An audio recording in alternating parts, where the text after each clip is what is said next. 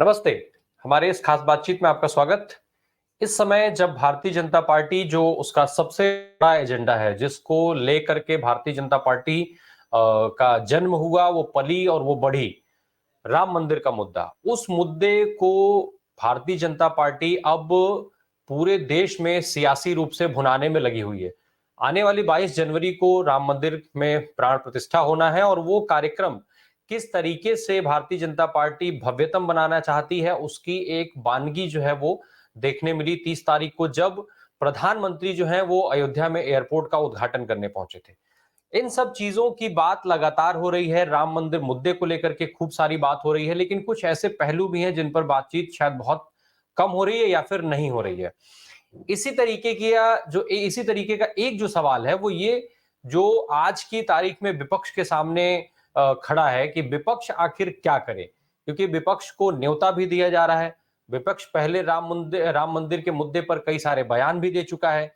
ऐसे में विपक्ष के सामने समस्या ये बन गई है कि विपक्ष वहां पर जाए या नहीं जाए, उसको जाना चाहिए या नहीं जाना चाहिए।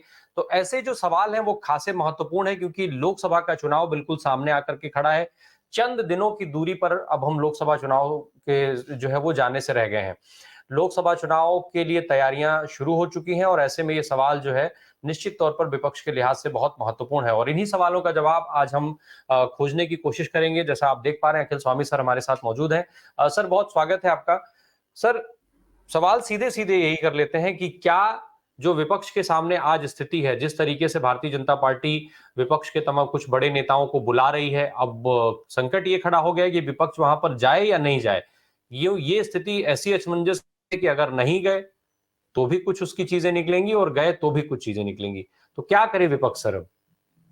देखिए रामप्रकाश जी, पहली बात तो ये है, ये अयोध्या में जो प्राण प्रतिष्ठा हो रही है भगवान श्री राम की हो रही है कि माननीय मोदी जी की हो रही है?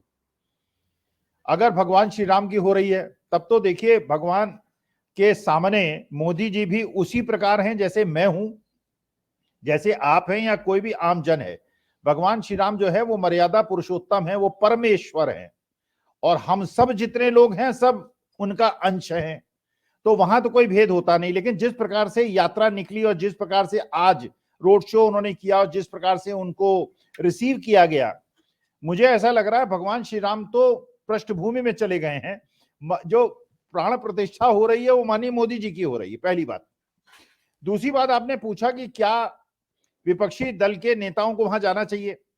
देखिए, एक दूसरा प्रश्न ये उठता है, उद्धव ठाकरे को नहीं बुलाया गया है, जबकि शिवसेना का बाला साहब ठाकरे का बहुत बड़ा योगदान था राम मंदिर बनने में। जितना माननीय मोदी जी का था या अटल जी का था या अडवाणी जी का था, उतना ही बाला साहब ठाकरे का था। तो बाला साहब ठाकरे के पुत्र को और वहां के शिवसेना के ऐसे व्यक्ति जिनके शिव सैनिकों ने बहुत काम किया था राम मंदिर के लिए, उनको आपने निमंत्रित नहीं किया। वो तो कह रहे मैं जाऊंगा। खैर, दूसरी बात। तीसरी बात, आप ये देखिए, जो भगवान श्री राम मर्यादा पुरुषोत्तम श्री राम ने मर्यादाएं रखी सनातन धर्म की, उसके अनुसार इस प्रकार का कोई भी यज्ञ, कोई भी अनुष्ठान पत्नी के बिना नहीं हो सकता। तो मैं अगर होता, मान लीजिए मैं मल्लिकार्जुन खड़गे होता या सोनिया जी के स्थान पे होता, तो शरद पवार के स्थान पे होता, तो मैं ये कहता कि आप अगर जसोदा बहन आएंगी वहां पर,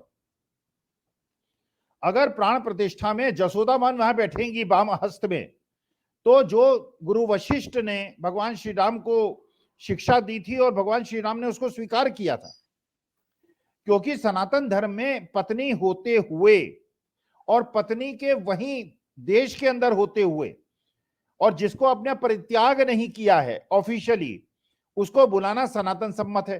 क्योंकि देखिए, मुझे जो, मैं धर्म भीरू हूं, let us be very Frank. एक तरफ आईआईटी का पढ़ा हुआ हूं और तरफ तब मैं, आपके दर्शक भी और श्रोता भी ये प्रश्न उठाते हैं कि स्वामी जी तो दकियानुसी बात करते हैं, सनातनी बात करते हैं, 21वीं शताब्दी में ऐसी कैसे बात करते हैं। क्योंकि मेरे दिमाग में एक तरफ तो मेरा साइंटिफिक माइंड है 21वीं शताब्दी वाला, जो ये न मानने पे मजबूर करता है, और दूसरी तरफ मैं धर्म भीरू हूं क्योंकि मेरे रग रग में सनातन धर्म है। तो मैं ये सोचता हूं, अगर ये अपूर्ण पूजा हुई, अपूर्ण अनुष्ठान हुआ और सनातनी परंपराओं का निर्वहन नहीं हुआ, तो कहीं इसके कोप का भाजन हम सबको तो नहीं होना पड़ेगा। अच्छा, और सोचिए आप, गर्भगृह में रामप्रकाश जी कौन कौन बैठेगा? जो सूचना है 5 लोग बैठेंगे। पहले बैठेंगे माननीय मोदी जी, दूसरे बैठेंगे मोहन भागवत जी। मोहन भागवत जी का लोकस स्टैंडाई क्या है? क्या वो धर्म गुरु हैं?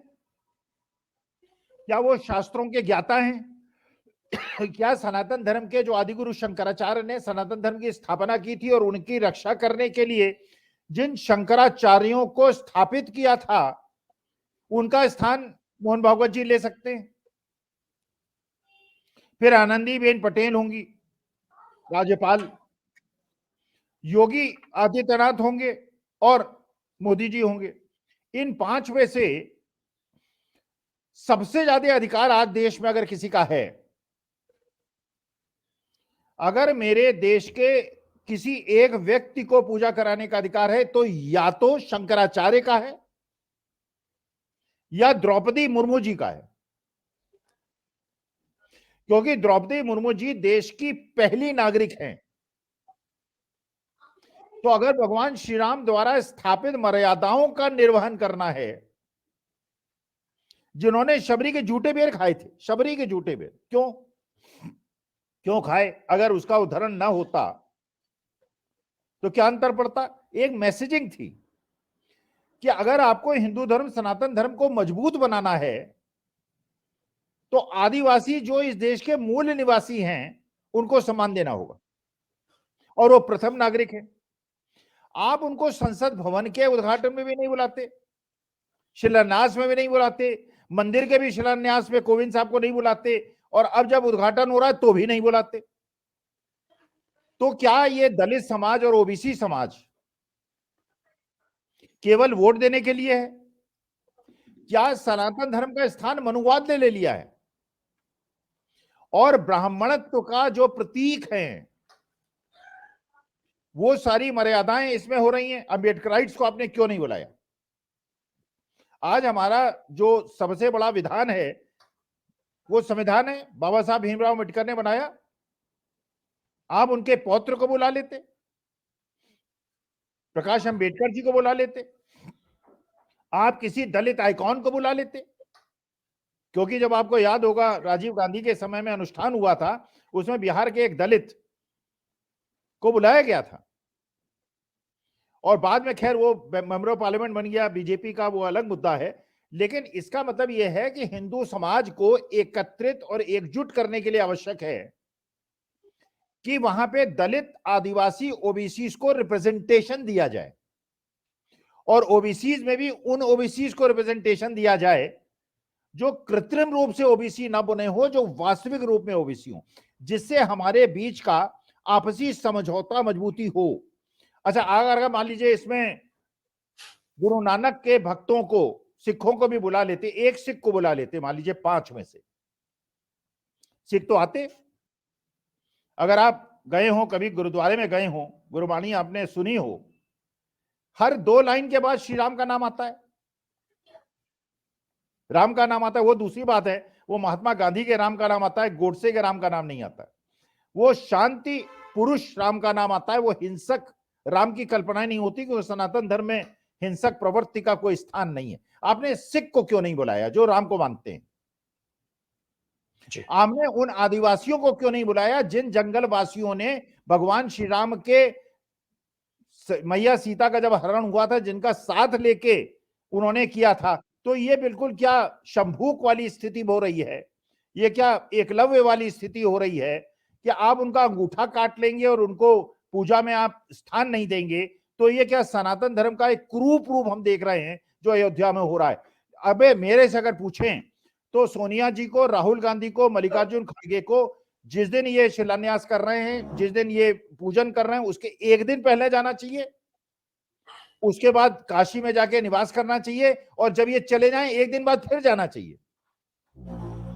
इसका माने जो आडंबर हो रहा है, और जिसमें भगवान श्री राम का प्राण प्रतिष्ठा नहीं, मोदी जी की प्राण प्रतिष्ठा हो रही है, उस समय न जाएं, एक दिन पहले जाएं, जिससे राम के प्रति उनका समर्पण भी दिखे, और एक दिन बाद भी जाएं, जिससे फिर अयोध्या वासी देखें कि राम हमारे आराध्य हैं, लेकिन बिना पत्नी के पूजा संपन्न कराए हुए अगर पूजा होगी तो सनातन धर्म का अपमान होगा, जो कई शंकराचार्यों ने कहा भी है।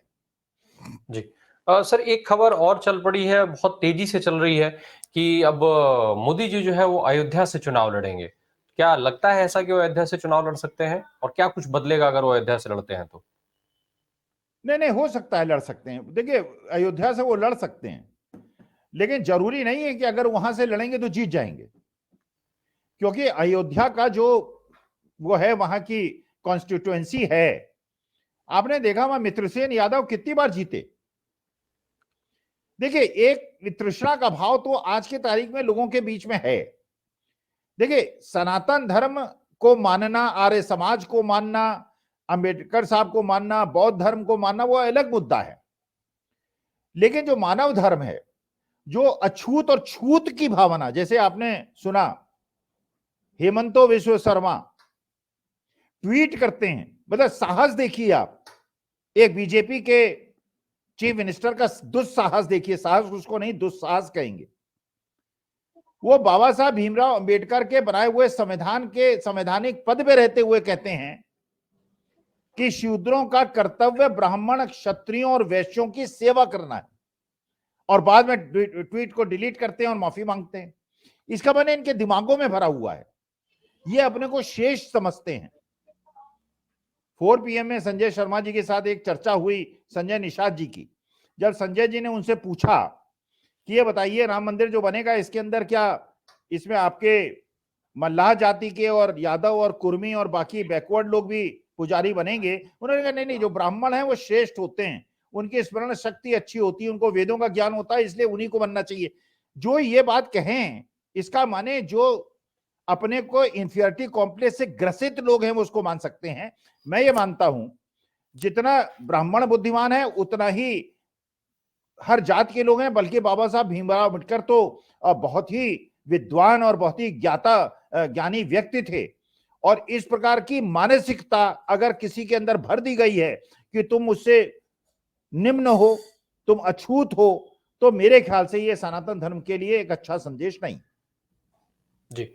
सर एक चीज और, क्या जिस तरीके से तैयारी चल रही है, ये माना जाए कि 2024 का जो चुनाव है वो हिंदुत्व बनाम जन मुद्दों पर होगा? एक तरफ इंडिया गठबंधन के मुद्दे होंगे जो जनता से जुड़े हुए हैं, दूसरी तरफ पूरे और पूरा चुनाव जो है वो राम पर केंद्रित होता चला जा रहा है, जिस तरीके से केंद्रीकरण करने की कोशिश हो रही है।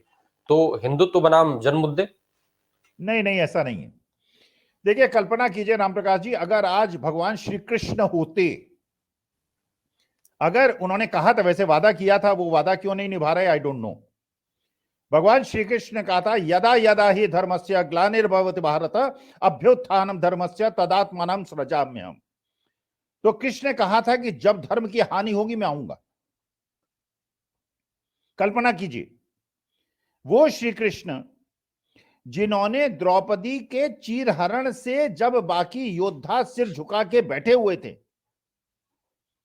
अपना परमेश्वरी रूप दिखाया और नारी की सम्मान की रक्षा करने के लिए महाभारत करके जो चुप बैठे थे, चाहे कौरवों को तो मारा ही मारा, पांडवों को भी मारा, क्योंकि उन्होंने नारी का सम्मान नहीं किया। राजा खुद अपना राज्याभिषेक करा रहा है, अश्वमेध यज्ञ की तरह इसको करा रहा है। और जिस प्रकार से मणिपुर के अंदर जिस प्रकार से पहलवान बेटियों के साथ अन्याय हुआ है, आप कल्पना कीजिए भगवान श्री कृष्ण होते तो क्या करते। और मुझे इसी बात का लग रहा है डर कि इस समय जो ये अपूर्ण मंदिर में और ऐसे मूर्ति की प्राण प्रतिष्ठा हो रही है, जो स्वयंभू भगवान खुद प्रकट हुए थे 1950 में।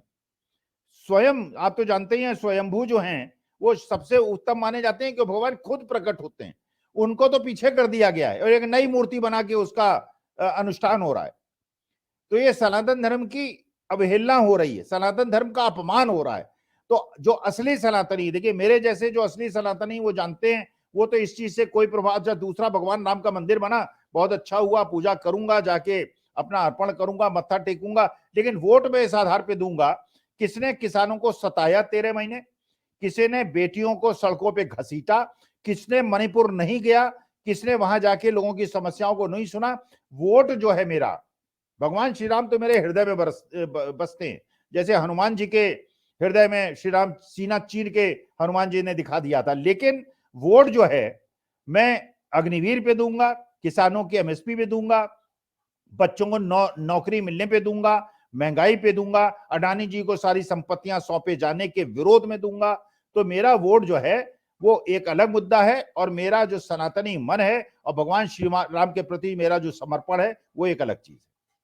जी सर, ये संवैधानिक पद पर रह करके इस तरीके के आयोजन कराए जाने को लेकर के भी सवाल उठ रहे हैं, तो क्या बतौर प्रधानमंत्री अगर हम बात करें, हालांकि आपने कहा कि भाई पहला अधिकार शंकराचार्य का है, लेकिन क्या बतौर प्रधानमंत्री अगर हम देखें तो कितना उचित है भारत जैसे देश में इस तरीके के आयोजन का? एक तरीके से कहा जाए तो वो यजमान है इस आयोजन के। नहीं नहीं, देखिए उचित अनुचित का बात करना 2014 के बाद तो मेरे ख्याल से वही बहुत अनुचित है। इस समय तो माननीय मोदी जी के लिए और भारतीय जनता पार्टी के लिए केवल एक उचित है कि उन्हें चुनाव जीतना है। चुनाव जीतने के लिए कुछ भी पुलवामा कराना पड़े, या आज जो ये नया एक प्रकरण शुरू हुआ है इसके माध्यम, असली मुद्दा है चुनाव जिताना है। और ये केवल माननीय मोदी जी का या बीजेपी का मंतव्य नहीं है, ये गौतम अडानी जी का भी मंतव्य है। तो ये करना चाहिए, क्योंकि चुनाव आयोग को क्या करना चाहिए सबको पता है, चुनाव आयोग को क्या करना चाहिए वो नहीं करेगा। जी 22 सर। जनवरी को कर्पूरी ठाकुर जी का जन्म दिवस मनाया जाएगा बिहार के अंदर, और आप जानते हैं कर्पूरी ठाकुर जी का क्या स्थान है बिहार की राजनीति में और पिछड़ों की राजनीति में और सामाजिक न्याय की राजनीति में। तो ऐसा नहीं विपक्षी दल चुपचाप बैठे हुए हैं, और द्रौपदी मुर्मू जी को न बुलाया जाना और किसी भी आदिवासी और दलित को गर्भगृह में न बैठने की अनुमति देना, ये भारी भी पड़ सकता है। जी सर, एक चीज और, एक तरफ भारतीय जनता पार्टी धर्म के मुद्दे को लेकर के, राम मंदिर के मुद्दे को लेकर के लगातार जो है वो प्रचारित प्रसारित करने में लगी हुई है इसको। धर्म का मुद्दा हमेशा से वो हिंदुत्व की बात, हार्ड कोर हिंदुत्व की बात हमेशा से करते रहे हैं, और वही उनकी पहचान भी है। लेकिन अब पिछले कुछ समय से देखा जा रहा है कि वो एक मुस्लिम समुदाय के वोटों को भी जोड़ने की लगातार कवायद करते हुए देखे जा रहे हैं। अभी भारतीय जनता पार्टी जो उत्तर प्रदेश के में जो है वो एक कार्यक्रम लॉन्च कर रही है, जिसमें उन्होंने शुक्रिया मोदी भाईजान उस कार्यक्रम का नाम दिया, और उसमें जो बकायदा टैगलाइन भी कुछ उस तरीके से करके दिया है कि वो कोई दूरी कोई खाई नहीं है, और मोदी जो है वो अल्पसंख्यकों के भाई है, इस तरीके का एक बकायदा टैगलाइन भी उन्होंने दे रखा है। तो ये कितना इंपॉर्टेंट है कि एक तरफ आप हिंदुत्व की बात कर रहे हैं, प्रतिनिधित्व आप मुस्लिम समुदाय को देते नहीं है कहीं भी अपनी सरकार में, लेकिन वोट के लिए आप संवाद का कार्यक्रम उनके साथ करते हैं, शुक्रिया भाईजान का कार्यक्रम चलाते हैं। तो ये कितना इंपॉर्टेंट है, और क्या अल्पसंख्यक इससे जुड़ेंगे भाजपा के साथ इस तरीके के कार्यक्रमों से? देखिए राम प्रकाश जी, हिंदू हो, मुसलमान हो, सिख हो, ईसाई हो, दलित हो, फॉरवर्ड हो, बैकवर्ड हो, कोई हो, ये मुद्दे अलग तरह के मुद्दे। असली मुद्दा क्या है देश का? देखिए, मुझे जो सबसे ज्यादा चिंता होती है अपने देश के लिए, इस देश का युवा, जो बहुत बड़ी जनसंख्या है देश के अंदर, और पूरे विश्व में अकेला हिंदुस्तान देश है जहां युवा हैं, और बाकी जगह तो बुढ़े रह गए हैं, वो सब तो बड़े हो गए और बच्चे नए पैदा नहीं हो रहे, तो बुजुर्गों की संख्या ज्यादा हो गई है। इन बच्चों की एस्पिरेशंस हैं, इनके माँ बाप ने रोटी पेट काट काट के इनको पढ़ाया है और नौकरी इनको मिल नहीं रही। आपको कैसी सरकार चाहिए? आप टोपी पहना दीजिए, आप टीका लगवा दीजिए, दाढ़ी बढ़ा दीजिए, मस्तक पे टिकट लगा दीजिए, तिलक, ये मेरे को यार ये ठीक है, this is your personal matter. मेरे को मतलब ये है कि मेरे देश के युवाओं को नौकरी दो, अग्निवीर नहीं चाहिए। किसानों को परेशान मत करो। मणिपुर के अंदर 7 महीने से हिंसा जारी है, उसको रोको। साउथ नॉर्थ का ब्लॉक अंतर मत करो। द्रविडियंस की अपनी अलग पहचान है, पेरियार के समर्थकों का हमारे से मूल्य अलग हैं, मैं उनसे सहमत नहीं हूं, लेकिन अगर उनके कुछ अपने विचार हैं भारत को एकजुट रखने के लिए, मुझे बौद्ध धर्म के और अम्बेडकराइट्स की बात भी सुननी पड़ेगी, क्योंकि वो they are different from me, they are not like me, लेकिन मैं अपनी भावनाएं उन पर क्यों थोप रहा हूं? तो इसमें हिंदू मुसलमान सिख ईसाई का अंतर नहीं है, केवल अमीरों का और गरीबों का अंतर है। भाई अडानी जी के एम्प्लॉइज होंगे, अडानी जी में काम करने वाले या उनके जो समर्थक होंगे, जो चाहते होंगे कि सारी संपत्ति अडानी जी को मिल जाए, वो दे अडानी जी को वोट। भाई मेरे को वोट देते समय ये सोचना है मेरी आर्थिक स्थिति इंप्रूव हुई क्या महंगाई कम हुई क्या मेरे बच्चे को नौकरी मिली क्या जो लाडली बहन योजना चल रही थी मध्य प्रदेश के अंदर वो लागू हुई क्या, 450 का सिलेंडर मिले क्या, 31 रुपए का धान खरीदा गया क्या, ये अगर है, वरना भाईजान कर लीजिए, चचा जान कर लीजिए, पिता जान कर लीजिए, उससे कोई लेना देना नहीं है। वोट उस आधार पे मेरे ख्याल से जो विवेकशील लोग हैं वो नहीं देंगे, बाकी तो लोगों की अपनी अपनी भावनाएं, जैसा चाहे वोट दें, मुझे क्या उससे अंतर पड़ता है। जी, निश्चित तौर पे ये लोकतंत्र में ये बहुत जरूरी है कि जो उचित हो उसके साथ जाया जाए और इस चीज को परख लिया जाए तो ज्यादा बेहतर है, और शायद भविष्य के लिहाज से भी ये बहुत जरूरी है। Thank you so much sir इन जानकारियों के लिए।